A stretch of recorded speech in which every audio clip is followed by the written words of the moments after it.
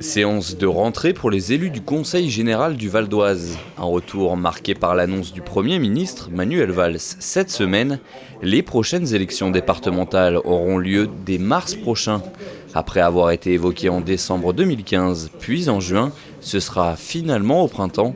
Le groupe majoritaire UVO, qui regroupe UMP, UDI et non-inscrits, accélère donc pour se mettre en ordre de marche. Bien que nous ayons, nous, a priori, dans un premier temps, intégré la date de décembre 2015 pour les élections sur la foi du vote par l'Assemblée nationale en première lecture du texte, auquel le gouvernement maintenant est obligé de renoncer, eh bien, nous avons bien évidemment tout fait pour nous adapter. Nous avions une procédure, notamment pour recruter nos candidats, préparer la présentation de notre programme, etc.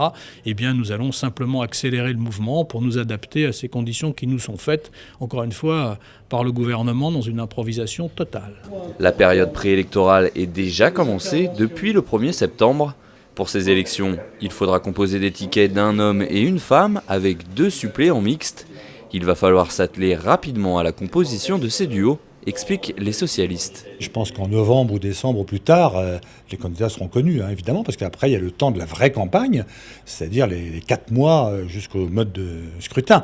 Mais pour ceux qui sont déjà sortants, le fait d'être tout le temps sur le terrain, bien sûr, peut donner un petit avantage, naturellement. Mais en tout cas, voilà, il y a le temps de la préparation et ensuite le temps de la campagne. Mais soyez assurés que les socialistes, la gauche, aborderont cette échéance avec le maximum de préparation, de détermination et de volonté. De plus, la carte des cantons a été modifiée. Il n'en reste plus que 21 pour 42 élus au total. Il faudra composer un programme sans connaître le champ de compétences qui sera alloué au département dans les prochaines années. Pour le moment, on ne connaît pas la date exacte du premier tour de ces élections.